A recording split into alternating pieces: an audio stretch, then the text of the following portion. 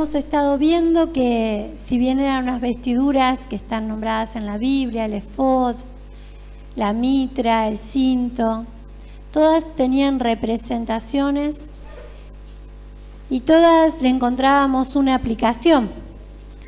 En el capítulo 29 vemos la consagración de los sacerdotes.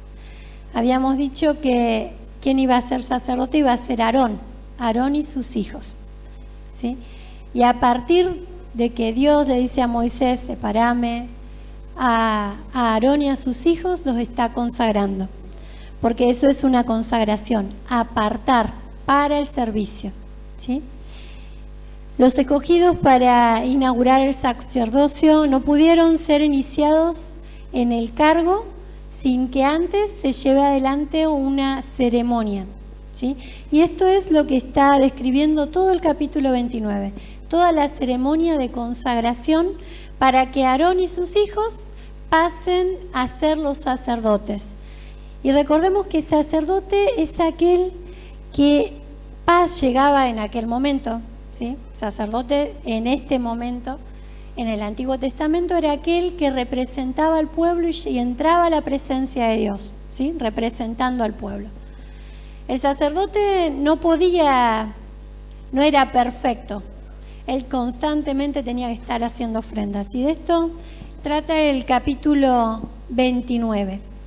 Dice así la palabra de Dios. Esto es lo que les harás para consagrarlos, para que sean mis sacerdotes. Toma un becerro de la vacada y 2 carneros sin defecto, y panes sin levadura y tortas sin levadura amasadas con aceite y hojaldres sin levadura untadas con aceite.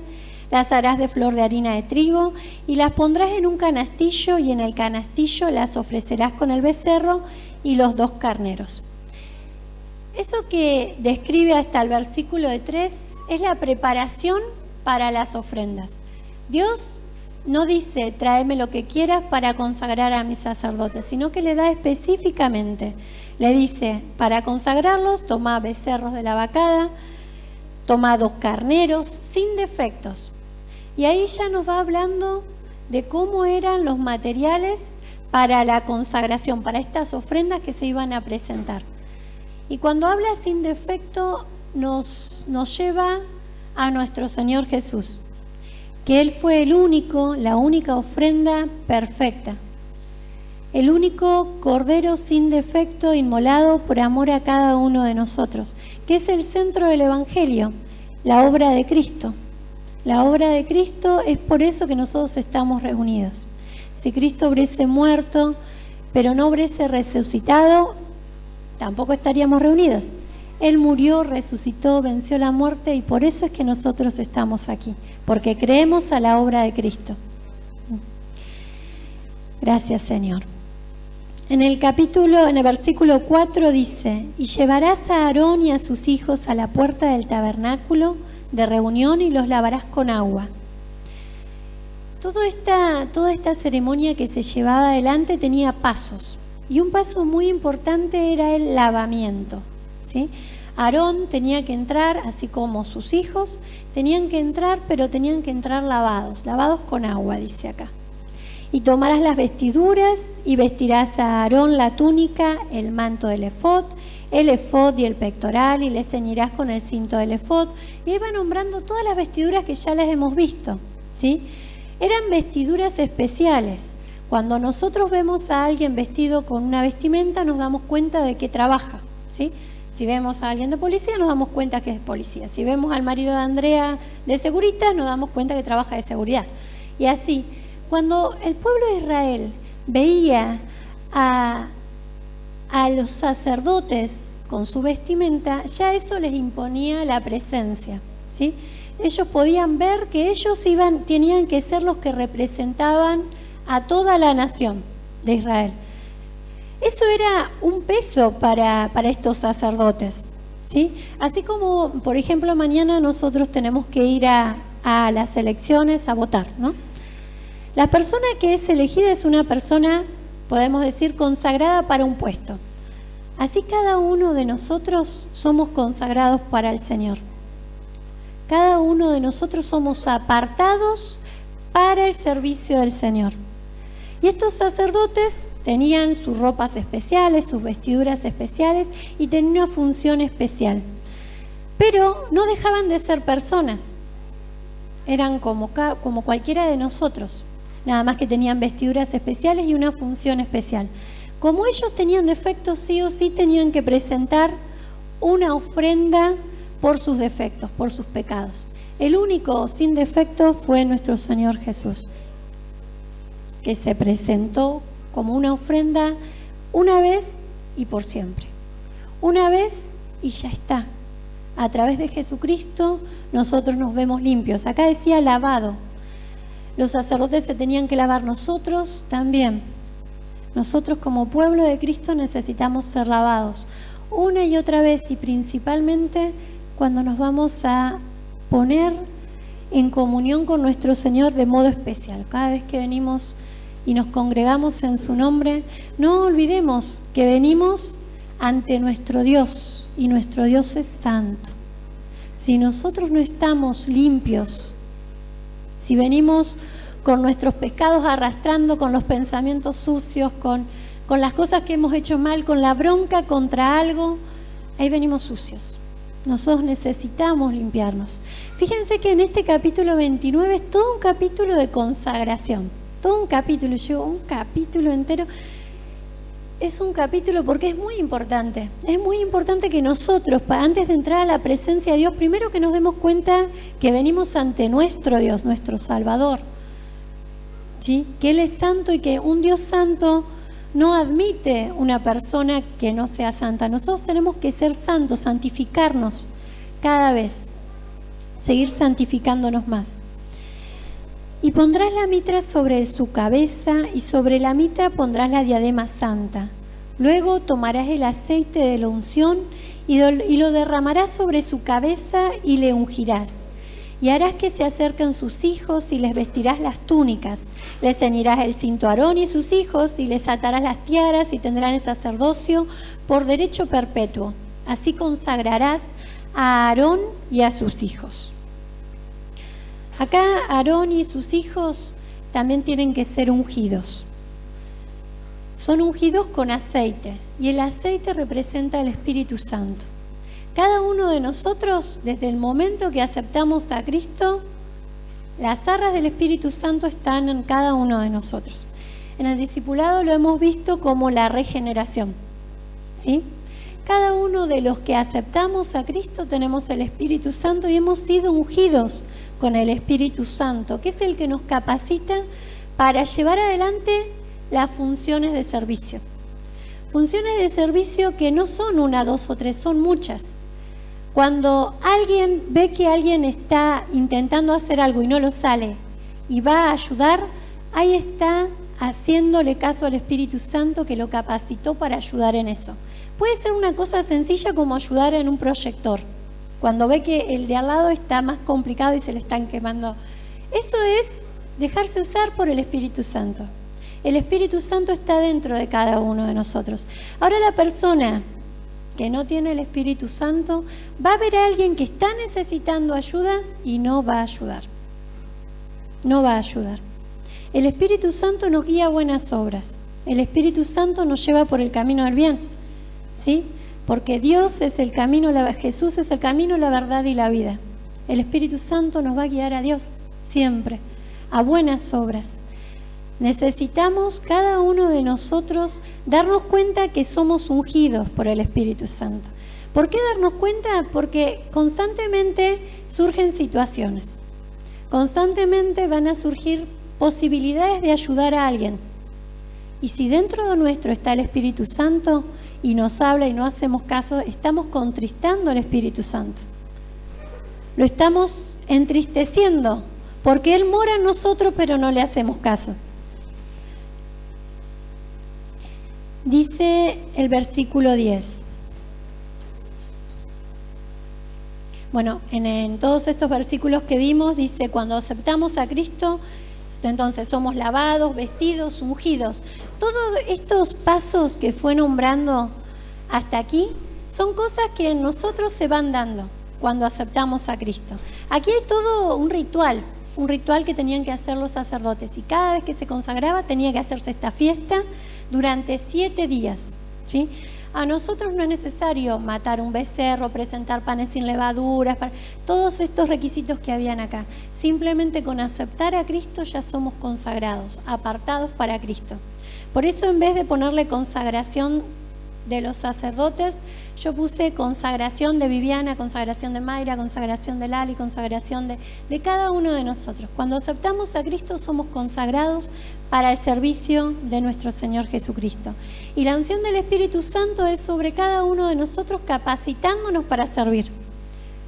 Muchas veces nos pasa de que nos dicen, bueno, hermana, vas a coordinar. Y me preparo la primera vez bien, la segunda vez, la tercera vez digo, sí, yo ya lo sé hacer. Y me la pienso que soy yo. Y no, es la unción del Espíritu Santo el que nos ayuda en las buenas obras. No somos nosotros, no son nuestras capacidades, no son nuestras habilidades, no es lo que hemos estudiado. No, es el Señor en nosotros. Eso no quita que no tengamos que prepararnos, ¿sí? Porque Dios ve la disponibilidad. Dios no va a usar un instrumento que está todo sucio. Va a buscar un instrumento limpio. Va a elegir. Siempre hay muchas personas para elegir. Y Él no nos mira por fuera como nosotros. Él nos mira por dentro. Y eso es lo más lindo. Porque así como le decía a Samuel, no mires su parecer, porque Jehová lo que mira es el corazón. Dios nos mira el corazón. Y Dios puede usar a Kimei desde pequeña si en su corazón está el anhelo de servirle. Dios puede usar a cualquier niño. Nosotros tenemos que aprender a mirar con los ojos que nos mira el Señor. El Señor nos mira a través de Jesucristo.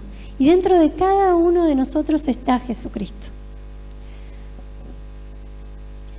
En el 10 dice, después llevarás el becerro delante del tabernáculo de reunión, y Aarón y sus hijos pondrán sus manos sobre la cabeza del becerro, porque era algo simbólico. El becerro representaba ese sacrificio. En vez de morir Aarón, mataban al becerro. Era simbólico.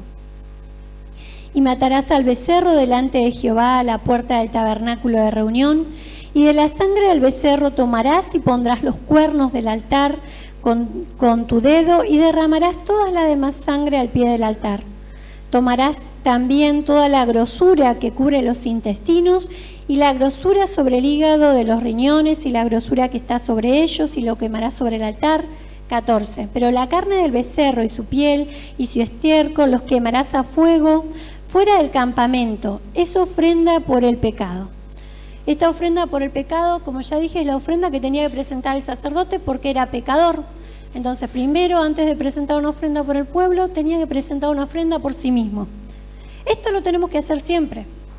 Antes de ir a orar por otro, primero limpiémonos, presentemos una ofrenda de un corazón limpio, y ahí sí vamos a ser escuchados y vamos a poder interceder para orar por otro. Asimismo, el 15 dice, asimismo tomarás uno de los carneros, y Aarón y sus hijos pondrán sus manos sobre la cabeza del carnero, y matarás al carnero con su sangre, y rociarás sobre el altar alrededor. Esta sangre no era derramada únicamente sobre Aarón, era derramada sobre el altar, era derramada sobre las vestiduras. ¿Y por qué? Porque el Señor necesitaba santificar. Y no era que se hacía una sola vez. Durante 7 días esa sangre de los becerros se derramaba sobre el altar y se esparcía también, se rociaba también sobre las vestiduras. Debe ser algo feo. Uno piensa, una persona toda salpicada con sangre. Ante los ojos humanos, la sangre es fea. Pero fijémonos que espiritualmente lo más bello que tenemos es la sangre de Cristo. Porque únicamente a través de la sangre de Cristo es que somos limpios. Únicamente a través de la sangre de Cristo es que somos perdonados de nuestros pecados. Únicamente a través de la sangre de Cristo es que vamos a llegar a estar en las bodas del Cordero. Y quemarás el 18, y quemarás todo el carnero sobre el altar. Es holocausto de olor grato para Jehová, es ofrenda quemada a Jehová. Todo el carnero se quemaba, no se quemaba una parte, se quemaba todo el carnero en esta parte, en el 18. todo el carnero sobre el altar. Es holocausto de olor grato para Jehová. Es ofrenda quemada a Jehová. Habían diferentes tipos de ofrendas. La ofrenda quemada, que era para Jehová, en este caso se quemaba toda. Y también estaban las ofrendas mecidas, que eran partes especiales que se presentaban y se las dejaban como que se las presentaban simbólicamente al Señor, pero eran partes especiales. Por ejemplo, la cola, porque habían carneros en aquel momento que aún se siguen criando en algunas zonas de Palestina, que tenían la cola gorda y era la parte más rica. Entonces esas partes especiales se las consagraba, se las apartaba para el Señor, se las presentaba. Era la ofrenda mecida y habían modos de presentar la ofrenda, en modo vertical, en modo horizontal. No era sencillo. Dios había dado todas las instrucciones de cómo presentar una ofrenda. Ahora, cuando nosotros traemos nuestra ofrenda, ¿hemos mirado cómo Dios dice que tenemos que traer nuestra ofrenda? Porque acá dice, por ejemplo, que habían ofrendas mecidas, ofrendas que se quemaba todo. Habían diferentes tipos. Lo más importante que nosotros tenemos que saber es que Dios, la ofrenda principal que espera es nuestro corazón rendido a Él. Los fariseos se jactaban porque diezmaban, porque ofrendaban, porque daban altos montos de dinero. Sin embargo, Jesús les decía hipócritas. Les decía hipócritas. ¿Por qué? Porque traían dinero, no faltaban a los cultos, traían la ofrenda, pero su corazón estaba apartado, estaba enorgullecido de ellos mismos, no del Dios al que servían. Nuestro corazón tiene que ser un corazón alegre de porque podemos traerle algo de lo mucho que Él nos da cada vez que traemos una ofrenda, por ejemplo, monetaria. Pero no es la única ofrenda. Así como existían diferentes tipos de ofrendas, nosotros también podemos ofrecerle al Señor nuestro tiempo, nuestro servicio, nuestra dedicación.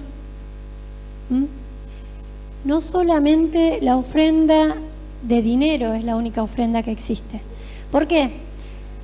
Cuando yo meditaba en esto, yo digo, Señor, yo pensaba que la ofrenda que se hablaba ofrenda era la plata, y no es la principal. Sin embargo, en muchos ministerios se hace hincapié en la plata, en que es la ofrenda. Entonces, si vos ofrendas más vas a recibir, y muchas cosas, como hablábamos hoy en el discipulado, un texto sacado de contexto, buscando sacarle plata a las personas que vienen a la iglesia. Atentos porque estamos en los últimos tiempos y esto pasa en muchas iglesias.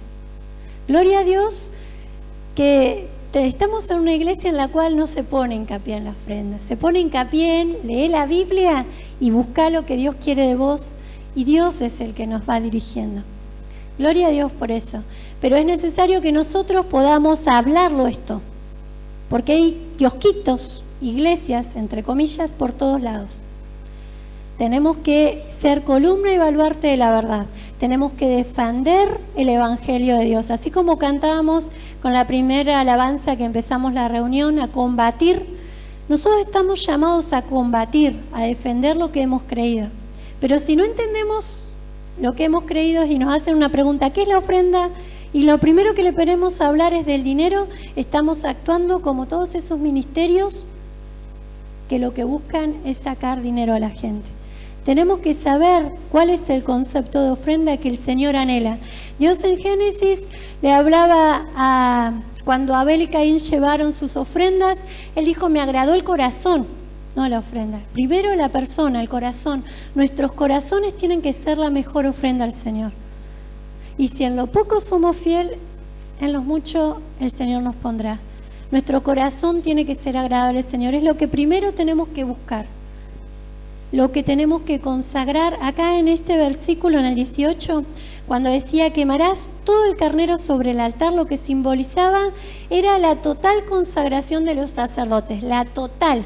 Y cuando ese total no dice secta, no dice parte, dice total. La total entrega, dedicación al Señor. Eso era lo que hacían estos sacerdotes. Ahora cuando nosotros le decimos al Señor, Señor, entra en mi casa, mora en mi familia, haz lo que quieras pero no vayas a la pieza. ¿Le estamos dejando que entre todo nuestro hogar si le ponemos un lugarcito donde no puede entrar? Yo escuchaba a Lucin hablando de eso y decía, si nosotros le decimos al Señor, entra, pero no entres en tal lugar porque ahí está el muertito, el Señor ya lo sabe, ¿sí? Nosotros tenemos que buscar no tener ningún muertito en nuestro ser, no tener ninguna parte oscura, entregárselo todo al Señor, descansar en el Señor. Frase que muchas veces escuchamos, descansemos en el Señor. Pero ¿cuándo aprendemos a descansar en el Señor? Cuando estamos en las situaciones difíciles y realmente decimos, Señor, tu voluntad es perfecta. Acudo a vos. Confiar en la voluntad de nuestro Dios. El 20 dice, 29:20, y matarás el carnero y tomarás de su sangre y la pondrás sobre el lóbulo de la oreja derecha de Aarón, sobre el lóbulo de la oreja de sus hijos, sobre el dedo pulgar de las manos derechas de ellos, sobre el dedo pulgar de los pies derechos de ellos, y rociarás la sangre sobre el altar alrededor. Y con la sangre que estará sobre el altar y el aceite de la unción, rociarás sobre Aarón, sobre sus vestiduras, sobre sus hijos, sobre las vestiduras de estos, y él será santificado, y sus vestiduras y sus hijos, y las vestiduras de sus hijos con él.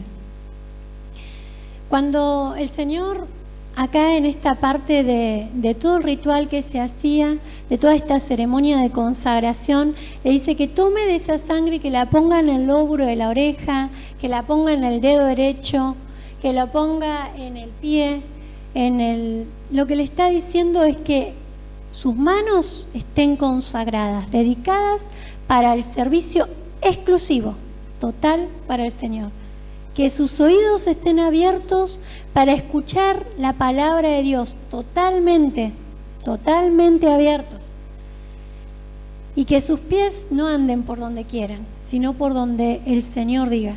Esa era la consagración, y esa consagración es la que nosotros tenemos que buscar. Buscar, escuchar su palabra, hacer su voluntad, buscar hacer con nuestro cuerpo, cuando le alabamos, con todo, rendir. Muchas veces venimos cansados, pero qué mejor ofrenda que si estamos cansados y aún así le alabamos con la rayita en rojo, cuando ya nos estamos quedando 0 batería, y le alabamos al Señor. Qué mejor ofrenda. Acordémonos, hay ofrendas que al Señor le agradan, y ese tipo de ofrendas les agradan al Señor. Y el Señor viene pronto y con su recompensa para cada uno, según haya sido su obra. Dios va anotando cada cosa.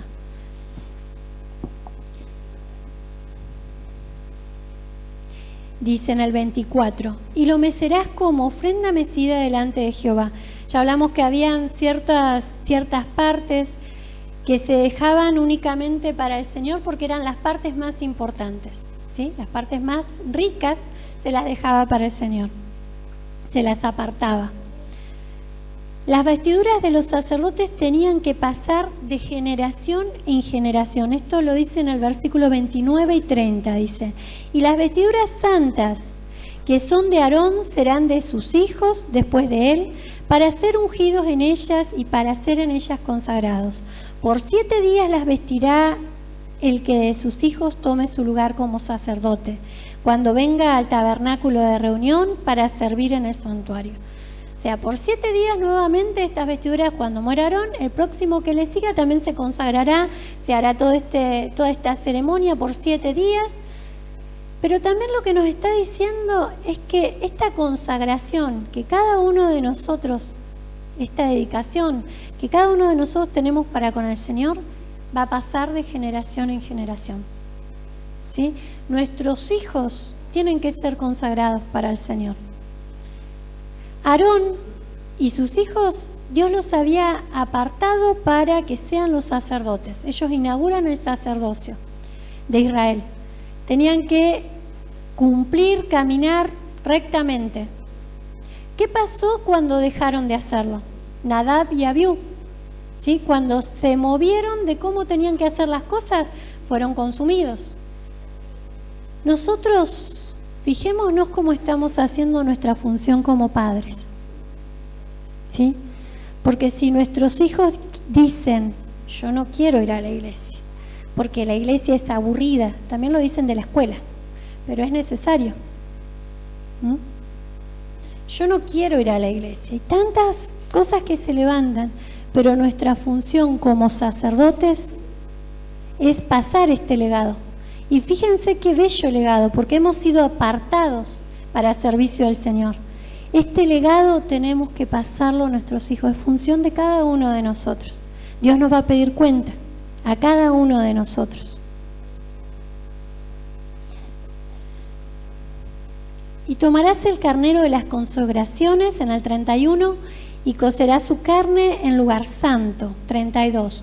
Y Aarón y sus hijos comerán la carne del carnero y el pan que está en el canastillo a la puerta del tabernáculo de reunión, en el 32. Me olvidé los lentes y es como que ya me había acostumbrado a los lentes, uno se acostumbra rápido. La comida sacrificial. Los sacerdotes participaban de la misma ofrenda por la que habían sido expiados y consagrados. Nos recuerda de la comunión cristiana en el Cordero y cuyo sacrificio hemos sido redimidos. Hace poquito nosotros tuvimos Santa Cena.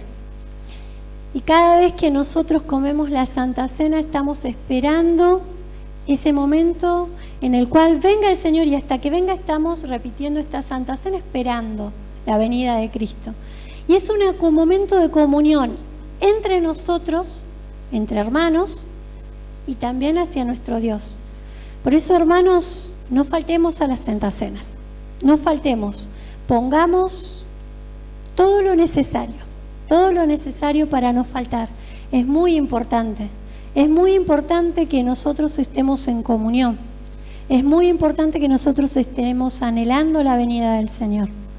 Dice la palabra de Dios, no dejando de congregarse como muchos tienen por costumbre. Cuanto más cuando ves que el día del Señor se acerca y Cristo viene. Estamos acá porque Cristo viene, porque hemos creído que Cristo viene por cada uno de nosotros.